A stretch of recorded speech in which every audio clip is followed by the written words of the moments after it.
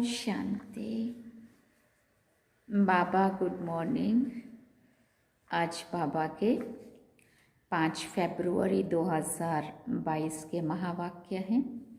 बाबा ने सार में कहा, मीठे बच्चे समझदार बन अपना पोता मेल देखो, कोई कर्मेंद्रिय धोखा तो नहीं देती है। सारे दिन में कोई भूल हो तो अपने आप को सजा दो। बाबा ने प्रश्न पूछा, बाप से सच्चा व्यापार करने व ऊंच पद पाने का आधार क्या है? बाप से सच्चा व्यापार करने और ऊंच पद पाने का आधार क्या है, बाबा पूछ रहे। तो बाबा ने उत्तर में कहा, बाप से सच्चा व्यापार करना है तो बाप के हर डायरेक्शन पर चलो। बाबा कहते, बच्चे यदि ऊंच पद पाना है तो अंदर में जो भी बुरी आदतें हैं वो निकाल दो। अब क्या व्यापार करना है? बाबा कई बार कहते हैं, अंदर का कखपन दे दो, लखपन ले लो। अंदर का कचरा पट्टी जो भी है सब कुछ मेरे पे चढ़ा दो। तभी तो यादगार है, उसने विष पिया, हमारे सारे विकार बुराइयाँ वो ले लेता है, बस हम दे नहीं चाहिए।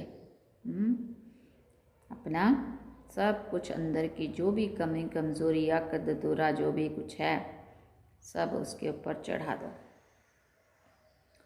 बाबा कहते, अंदर जो भी बुरी आदतें हैं वो निकाल दो। कुदृष्टि, क्रोध आदि से बहुत नुकसान होता है, इसलिए कर्म अकर्म विकर्म की गुह्य गति जो बाप ने समझाई है उसे बुद्धि में रखो। ओम शांति। बच्चे, बाबा पूछ रहे, बच्चे आत्माभिमानी होकर बैठे हो? हर एक बात अपने आप से पूछनी होती है। बाबा युक्ति बताते हैं कि अपने आप से पूछो कि हम आत्माभिमानी होकर बैठे हैं, बाप को याद कर रहे हैं। तुम्हारी ये सेना है। फिर बाबा ने कहा, उस सेना में सिर्फ जवान होते हैं, तुम्हारी इस सेना में बूढ़े जवान बच्चे सब हैं। 80-90 वर्ष के बूढ़े भी हैं। यह सेना है माया पर जीत पाने के लिए। सभी युद्ध के मैदान में माया के साथ युद्ध कर रहे हैं। हर एक को माया पर जीत पाकर बाप से पूरा वर्षा लेना है। माया बड़ी जबरदस्त है, बड़ी प्रबल है, तूफान बहुत लाती है। हर एक कर्मेंद्रिय धोखा देती है।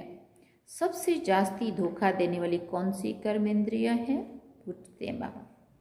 आंखें सबसे जास्ती धोखा देती हैं। बच्चों को समझाया जाता है, भले स्त्री पुरुष हो तो भी बुद्धि में समझो हम बीके हैं, बाबा के बच्चे हैं, नहीं तो आंखें बहुत धोखा देंगी। ये भी चार्ट में लिखना चाहिए सारे दिन में हमको कौन सी कर्मेंद्रिय ने धोखा दिया है। आंखें नंबर 1 धोखा देने वाली हैं। आंखें नुकसान बहुत करती हैं। सूरदास का मिसाल देखा, मुझे आंखें धोखा देती हैं तो आंखें निकाल दी। भले बच्चे सर्विस बहुत अच्छी करते हैं, परंतु देखो बाबा ये भी जानते हैं कि सेवा बहुत अच्छी करते हैं, परंतु माया भी कम नहीं है। आंखें बहुत धोखा देती हैं और एकदम पद भ्रष्ट कर देती हैं। समझो सियाने बच्चे जो होंगे वो सारा दिन नोट करेंगे, हमने कोई भूल तो नहीं की। भक्ति मार्ग में भी अपने को चमाट मारते हैं कि याद कर रहे हैं, फिर ये काम भी नहीं करेंगे। वैसे ही इसमें भी जांच रखो। अगर आंखें कहाँ धोखा दे तो अपने को सजा दो। किनारा करके चले जाना चाहिए, खड़ा होकर देखना नहीं चाहिए। हम जो आंखें धोखा दे रही है, बुद्धि कहीं फालतू में कहीं कहीं जा रही है, तो बाबा कहते वहाँ खड़े नहीं रहना चाहिए, फिर इधर उधर किनारा करना चाहिए। सन्यासी लोग बहुत करके आंखें बंद करके बैठते हैं, इसका यही कारण है, ताकि वैसा वैसा कुछ देखे ही ना जो बुद्धि जाए। स्त्री को देखते ही नहीं है। खासकर आप सबने देखा होगा स्वामीनारायण में, वो लोगों में तो बड़ा ही वंडरफुल है, सामने बैठने ही नहीं देते माताओं को। माताओं को पर्दे के पीछे और भाई उनके सामने। परंतु बाबा ने तो कहा देखते हुए भी नहीं देखो, हमें रहना साथ में है, लेकिन बुद्धि में रहे हम सभी बाबा के बच्चे, ब्रह्मा कुमार ब्रह्मा कुमारी हैं। आत्मा का जो दृष्टि है वो पक्की करनी है। स्त्री को देखते ही नहीं, वहाँ तो पुरुषों को आगे स्त्रियों को पिछाड़ी में बिठाते हैं। पिछाड़ी में भी क्या ऐसे पर्दा लगाया होता है, उसके पीछे ही लगाते हैं, दिखनी नहीं चाहिए कहीं। यहाँ भी तुम बच्चों को मेहनत है। विश्व का राज्य पाना कोई मासी का घर नहीं है। मासी का घर नहीं है माना कोई इतना इजी काम नहीं है। अभी तुम बच्चे हो संगम युग पर। बाबा कहते हैं संगम के साथ साथ पुरुषोत्तम अक्षर जरूर लिखो जो किसी को भी समझाने में सहज हो। पुरुषोत्तम संगम युग, जबकि तुम मनुष्य से देवता बनते हो।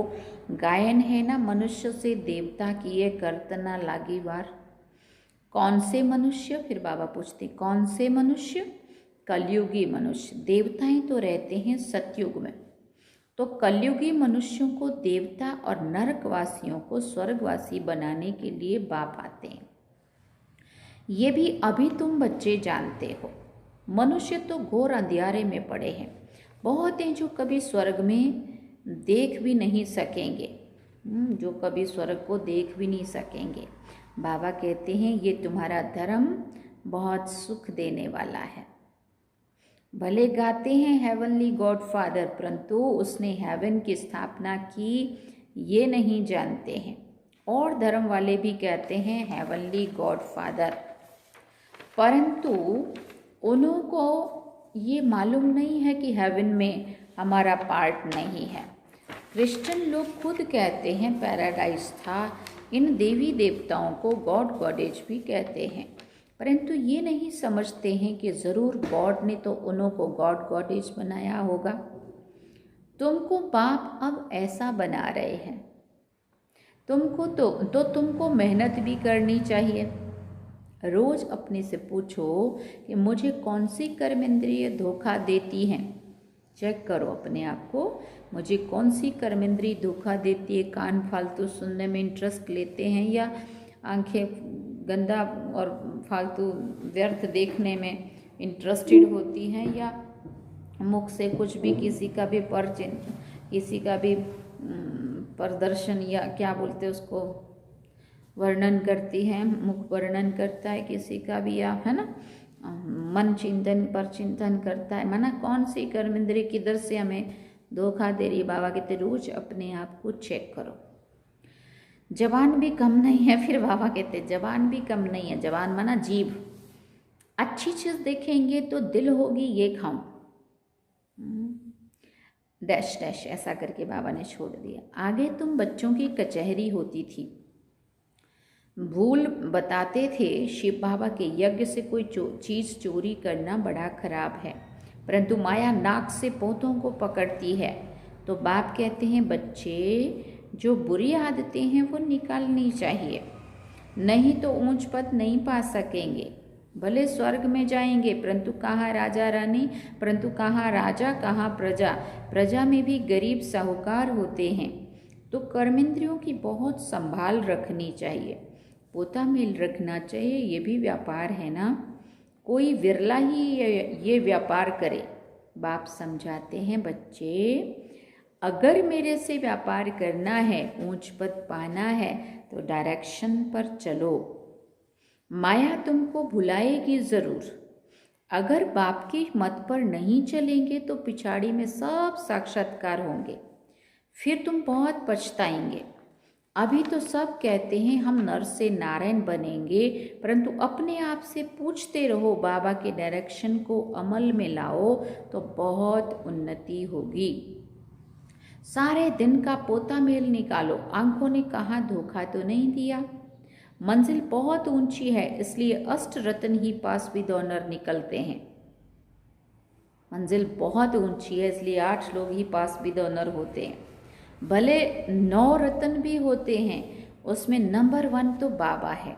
बाकी अष्ट रत्न, जब कोई ग्रहचारी बैठती है तो अष्ट रत्न की अंगूठी पहनते हैं, तो पास भी तो ऑनर 8 ही निकलते हैं। बाकी को कुछ न कुछ दाग लगते हैं। इसमें बड़ी मेहनत चाहिए। हाँ, रावण राज्य है ना। सतयुग में ये बातें ही नहीं होती क्योंकि रावण राज्य ही नहीं है। ऊंच पद देने के लिए भगवान तुमको पढ़ाते हैं, विचार करो। गुरु भी करते हैं ना, ये तो सतगुरु है। उन्होंने तो सर्वव्यापी कहकर बाप से विमुख कर दिया है। तुम समझा सकते हो, बाप कहते हैं मामेकम याद करो, मैं पतित पावन हूँ, फिर तुम कहते हो ठिक्कर भीतर में है। अब बाप कहते हैं तुम सब आसुरी मत पर मेरी ग्लानि अपकार करते आए हो। अब हमको सब पर उपकार करना है। तुम बच्चों में कुदृष्टि, क्रोध आदि कुछ भी नहीं होना चाहिए, अपना ही नुकसान करते हैं। कुदृष्टि होती है तो उनका भी वाइब्रेशन आता है, दूसरे को भी कशिश होती है। बाबा घड़ी घड़ी बच्चों को ध्यान खिंचवाते हैं। बच्चे अपने को देखो कि कोई भी कर्मेंद्रिय के वश होकर विक्रम तो नहीं किया, यह विक्रम तो नहीं बनाया। यह है विक्रम संवत। पहले था विक्रमाजीत संवत, फिर जब विक्रम करना शुरू करते हैं तो विक्रम संवत होता है। अब बाप बच्चों को कर्म, अकर्म और विकर्म की गति समझाते हैं। फिर बाबा ने कहा कर्म तो करना ही होता है। सतयुग में तुम्हारा कर्म अकर्म बनता है। ये सब बातें अभी तुम बच्चे जानते हो, दूसरे तो बिल्कुल घोर अंधियारे में हैं। तुमको अभी ज्ञान का तीसरा नेत्र मिलता है। त्रिनेत्री त्रिकालदर्शी बनाने वाला एक ही बाप है। इस ड्रामा के राज को भी कोई बिल्कुल नहीं जानते हैं। तुम मूल वतन, सूक्ष्म वतन, स्थूल वतन को जानते हो। आधा समय के बाद फिर दूसरे धर्म आते हैं जो वृद्धि को पाते हैं। उनको गुरु नहीं कहेंगे। गुरु तो एक के सिवाय और कोई है ही नहीं, अर्थात सद्गति करने वाला एक ही है। अब सबकी सद्गति होनी है, उनको धर्म स्थापक कहा जाता है, ना कि गुरु। तो उनको याद करने से कोई सद्गति नहीं होगी, विक्रम विनाश नहीं होंगे, उसको भी भक्ति कहा जाता है। ज्ञान की लाइन में सिर्फ तुम ही हो। यह है पांडव सेना, तुम सब पंडे हो, शांति धाम और सुख धाम में ले जाने वाले। तुम्हारी बुद्धि में है, हम गाइड्स हैं। गाइड्स माना रास्ता दिखाने वाले। बाबा भी लिबरेटर और गाइड है, हर एक को लिबरेट करते हैं। बाबा कहते हैं मुझे याद करो तो विक्रम विनाश होंगे, फिर अगर कोई विक्रम किया तो 100 गुना दंड हो जाता है। इसलिए जहाँ तक हो सके विक्रम नहीं करो, जो नाम बदनाम हो। विक्रम करने से फिर वृद्धि हो जाएगी, इसलिए अब बहुत खबरदारी रखनी है। भाई बहन की दृष्टि बहुत पक्की चाहिए। हम ब्रह्मा बाबा के बच्चे, शिव के पुत्र हैं। शिव बाबा से हमने प्रतिज्ञा की है, फिर भी माया बहुत धोखा देती है। कहना बड़ा सहज है, हम लक्ष्मी नारायण बनेंगे, परंतु डायरेक्शन पर भी अमल करना पड़े। स्त्री पुरुष सारा दिन ये ज्ञान की बातें आपस में करते रहें। दोनों कहते हैं हम बाबा से पूरा वर्षा लेंगे, टीचर से पूरा पढ़ेंगे। अरे ऐसा टीचर फिर कभी मिलेगा क्या? बाबा पूछ रहे हैं, ऐसा टीचर फिर कभी मिलेगा क्या? ये बस तुम ही जानते हो, देवताएं भी बाप को नहीं जानते तो और धर्म वाले कैसे जानेंगे? अब तुमको बाबा सारी सृष्टि के आदि मध्य अंत का ज्ञान सुना रहे हैं। ये ज्ञान फिर प्राय लोप हो जाएगा। मैं ही प्राय लोप हो जाता हूँ, फिर ये ज्ञान कहाँ से मिलेगा? बाबा बच्चों को युक्ति तो बतलाते हैं, तो हमेशा याद रखो कि हमको शिव बाबा सुनाते हैं। ये जानते हैं मैं भी शिव बाबा से वर्षा ले रहा हूँ। ये भी स्टूडेंट लाइफ में है, ये भी स्टूडेंट लाइफ में है। तुम भी मनुष्य से देवता बनने के लिए पढ़ रहे हो।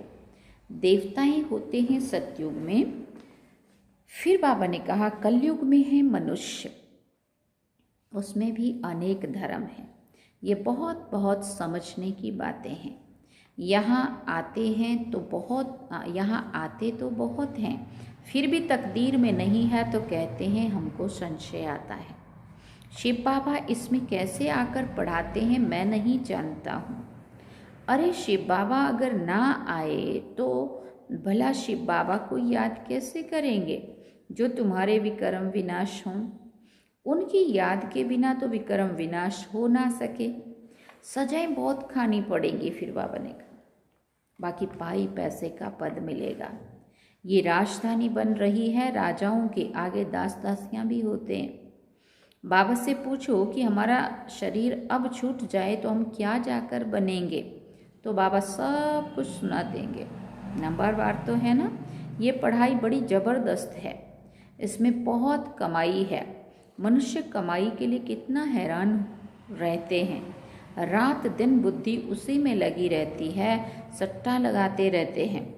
तुम्हारे पास भी बड़े व्यापारी लोग आते हैं, कहते हैं क्या करें फुर्सत नहीं है। अरे विश्व की बादशाही मिलती है, सिर्फ शिव बाबा को याद करना है। अपने इष्ट देव को भी याद करते हो ना। कोई देवता को याद करने से विक्रम विनाश नहीं होंगे, इसलिए बाबा बार बार समझाते रहते हैं ताकि कोई ऐसे ना कहे कि हमको कोई ने समझाया नहीं। तुम बच्चों को हर एक को पैगाम देना है। एरोप्लेन से पर्चे गिराना भी बहुत अच्छा है। ऐसा ना रह जाए जो कोई कहे कि हमको मालूम नहीं पड़ा, बाबा आया हुआ है इसलिए ये सब करना पड़ता है। जो कहे कि हमको मालूम नहीं पड़ा कि बाबा आया हुआ है ना, इसलिए ये सब करना पड़ता है। ब्रह्मा है शिव बाबा का पहला बच्चा, प्रजापिता वो भी बाप ठहराना। ब्रह्मा द्वारा शिव बाबा स्वर्ग की स्थापना करते हैं। बाबा कहते हैं मैं इन द्वारा आदि सनातन देवी देवता धर्म की स्थापना कर रहा हूँ। होवनहार विनाश के बाद विश्व में सुख शांति पवित्रता होगी। कल्प कल्प ऐसे स्वर्ग की स्थापना होती है। सदैव बाबा बाबा कहते रहो। बाबा कहने से ही आंखों से प्रेम के आंसू आ जाएं।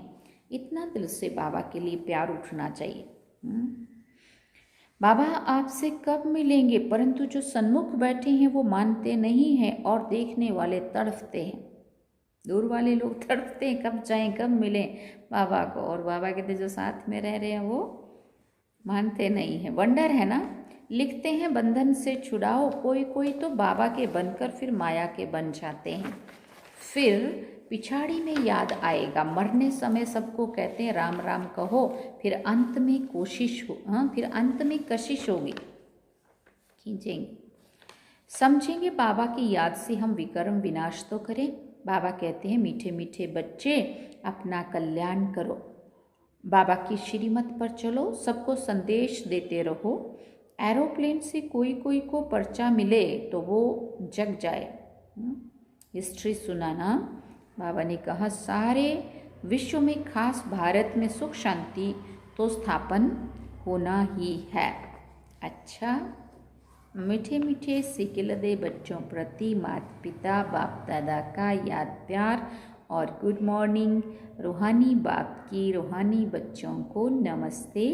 हम रूहानी बच्चों की रूहानी माता पिता बाप दादा को दिलवा जान सिकवा प्रेम से याद प्यार गुड मॉर्निंग नमस्ते। थैंक यू बाबा, शुक्रिया बाबा। अब धारणा के लिए मुख्य सार है। पहला पॉइंट, भाई बहन व भाई भाई की दृष्टि पक्की करनी है। बहुत खबरदार रहना है, ऐसा कोई कर्म ना हो जो बाप का नाम बदनाम हो। दूसरी बात, बाप में कभी भी संशय नहीं लाना है। प्रेम से बाप को याद करना है। रात दिन पढ़ाई पर ध्यान देकर कमाई जमा करनी है। रात दिन पढ़ाई पर ध्यान देकर कमाई जमा करनी है। वरदान है सदा विजय की स्मृति से हर्षित रहने और सर्व को खुशी दिलाने वाले आकर्षण मूर्त भव। हम कल्प कल्प की विजयी आत्मा हैं। विजय का तिलक मस्तक पर सदा चमकता रहे तो ये विजय का तिलक औरों को भी खुशी दिलाएगा, क्योंकि विजयी आत्मा का चेहरा सदा ही हर्षित रहता है। हर्षित चेहरे को देखकर खुशी के पीछे स्वतः ही सब आकर्षित होते हैं। जब अंत में किसी के पास सुनने का समय नहीं होगा, तब आपका आकर्षण मूर्त चेहरा ही उनकी अनेक आत्माओं की सेवा करेगा। स्लोगन में बाबा ने कहा, अव्यक्त स्थिति की लाइट चारों ओर फैलाना ही लाइट हाउस बनना है। अव्यक्त स्थिति की लाइट चारों ओर फैलाना ही लाइट हाउस बनना है। अच्छा, ओम शांति। बाबा ने सार में कहा, मीठे बच्चे समझदार बन अपना पोता मेल देखो, कोई कर्मेंद्रिय धोखा तो नहीं देती हैं। सारे दिन में कोई भूल हो तो अपने आप को सजा दो।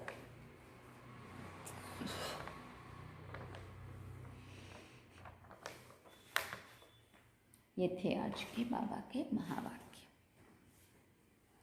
ओम शांति। अब हम बाबा को याद करें।